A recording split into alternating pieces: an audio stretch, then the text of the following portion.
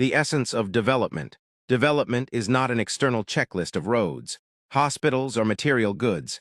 Rather, it is an internalized framework of thought, a voluntary, collaborative endeavor where humans consciously structure their collective existence to prioritize shared flourishing over coercion or superficial gains. When institutions reduce development to infrastructural projects or resource distribution, they invert its true purpose. Roads and hospitals are merely byproducts of development, tangible reflections of a society's intellectual and ethical maturity. They are the fruits, not the roots. The roots lie in self-awareness. A society evolves only when its people grasp their identity, their values, interconnectedness, and capacity to shape systems. Without this understanding, progress remains transactional, not transformational. Citizens must see themselves not as passive recipients of development, but as active architects of it. Only then can they cultivate leaders and systems that mirror this ethos, fostering advancement that is holistic, intentional, and enduring.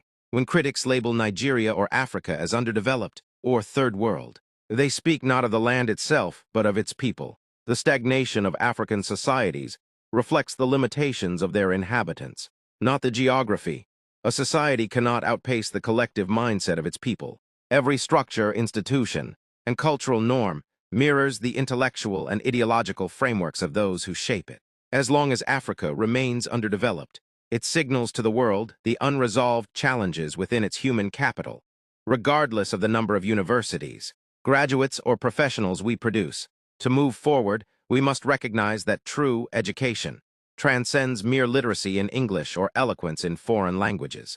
It demands redefining progress through systems that prioritize African values, indigenous knowledge, and culturally rooted innovation. Let us shift our priorities from imitation to self-determined advancement. Redefining development. Africans' mental decolonization struggle. Africa must define development through its own cultural lens in order to move forward positively. Yet many, still mentally colonized, will reject this idea, but how can we blame them? A slave who embraces his chains can't imagine freedom. Language as a battlefield. When somebody attacked me for using pidgin language to spread ideas, it reveals his/her conditioning. The disdain isn't personal. It's the lingering poison of colonialism, which taught us to equate proper English with intelligence. Mental liberation takes time. Donald Trump unintentional wake-up call. Trump's shock at Liberia's president speaking good English and asked, "You speak good English. Where were you educated?" Wasn't praise. It was a revelation of European superiority complex. Noticed he'd never say this to China's or India's president. Why? They forced the West English people to engage on their linguistic terms through interpretation. Africa's tragedy, mistaking Westernization for progress. When we abandon our languages, culture, and values to mimic foreigners, we don't develop, we succeed at our own curriculum.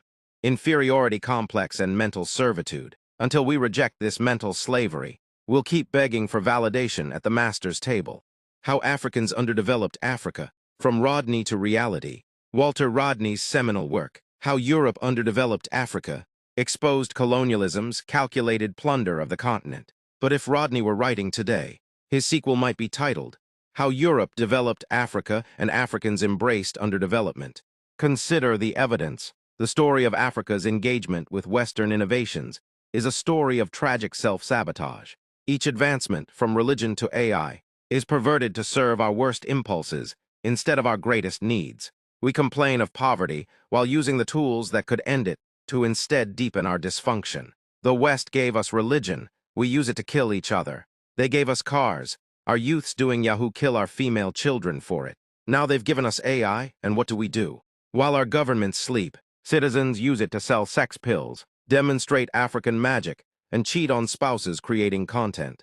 Meanwhile, a technology that could finally make education accessible in our own languages is ignored. This is a profound failure of vision. AI, a product of human intellect, is on track to surpass the collective output of African innovation, not because we are incapable, but because we misdirect our energies. Without a strategic shift, Africa risks declining from a mere dumping ground for foreign goods to an irrelevance, a dustbin of global progress, incapable of even being recycled.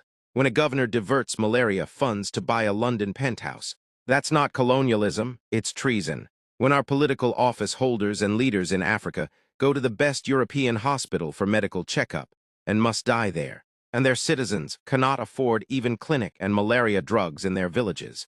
That's not colonialism, but genocide. How can the African continent imagine decolonization when its own presidents would rather draw their last breath in former colonizers' hospitals than trust medical systems they themselves govern? Imagine a U.S. president taking paracetamol in Kano. Unthinkable. Macron hospitalized in Dakar. Never. Modi seeking surgery in Nairobi. Laughable. Yet our presidents queue in European ICUs. Not one world-class presidential hospital exists in 54 African nations, until an African president chooses to die in a Lagos hospital rather than a London ICU. Decolonization remains rhetorical theater. Real independence begins when leaders stake their lives on systems they built. When parents and youths idolize Yahoo boys over teachers. That's not poverty, it's moral bankruptcy. When NGOs feast on aid while farmers starve. That's not development, it's vampirism. Thieves in suits. Leaders who steal billions while newborns die in hospitals without light. Traders with titles. Professors who repeat Western curricula while villages starve. Their research gathering dust in foreign journals. Hypocrites in pews. Some traditional and religious leaders jetting to Europe and Dubai with their families enjoying life while congregants eat sand. Europe built extractive railroads, we sustain them. Europe divided us with borders. We deepen divides with religion, tribalism, and greed. Europe introduced corruption, we perfected it. We mock our ancestors' herbal wisdom, but beg for foreign vaccines. We sell ancestral lands to Chinese miners, but cry neocolonialism. We are not victims, we are accomplices. The truth stings, underdevelopment is now a choice. Not Europe's chains, but some of our leaders' incompetence. Our elites' greed, our collective tolerance of decay and ignorance. Rodney's ghosts weep, not for colonial crimes, but for our refusal to break free. At Monday NDA, your indigenous African voice in critical discourse.